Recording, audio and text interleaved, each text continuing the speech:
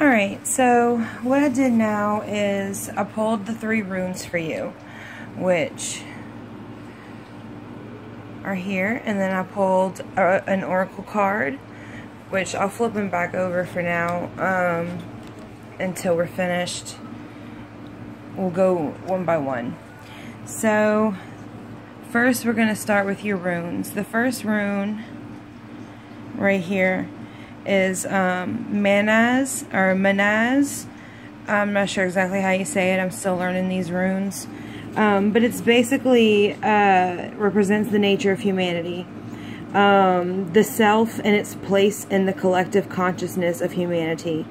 It's a reminder that we're all one, that all attitudes are unified, and this rune reminds you to take time for personal reflection.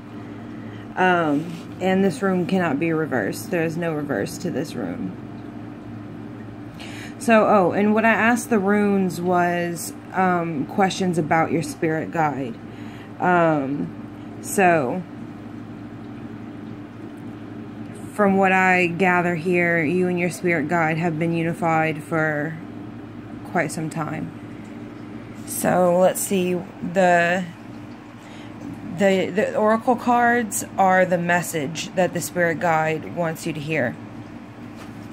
So, the first one is Cartouche, Divine Names of Power. Alright, so I've got my little cheat sheet, my book of shadows right here.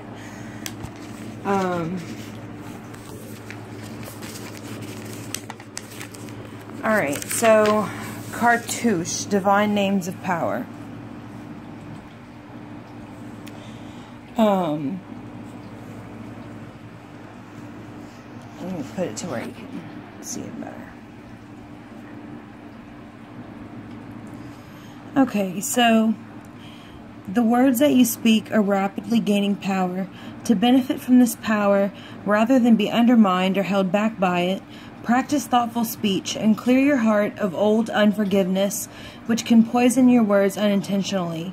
As your heart grows in purity, you will be able to speak with spiritual authority, and what you speak of will come into being more swiftly and obviously. Divine names of power are the mantras, sounds, and names of the divine in all traditions. If you have been interested in using your voice in some way, for writing, singing, healing, speaking, or becoming a spokesperson for a particular cause that resonates with your heart, this oracle of the Cartouche brings guidance that Lady Isis honors your desire, encourages you to explore, and shall protect your process.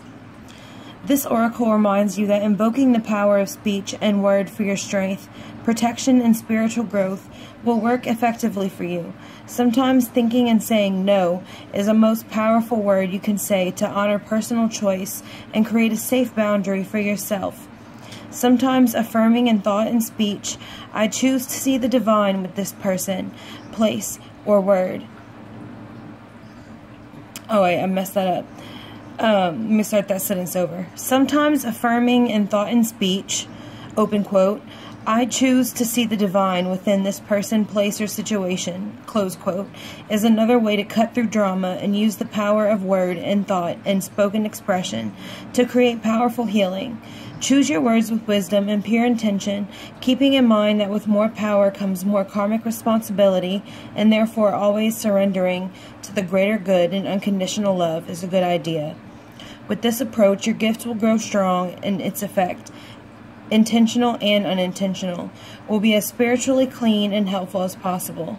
You will become a greater force of love, peace, and power on this planet. That resonates a lot with me as far as you're concerned, because you do have a powerful vocal presence that when you speak, people listen.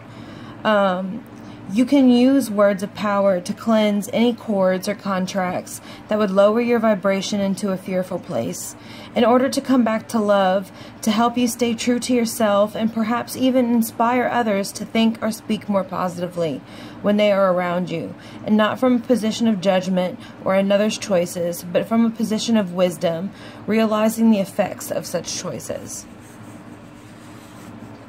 So that's one of your spirit guide messages. You know, and it's funny, it really does go with the rune, you know, the nature of humanity. And, you know, I think the power of speech and the ability to lead and mentor is definitely part of your human nature, for sure.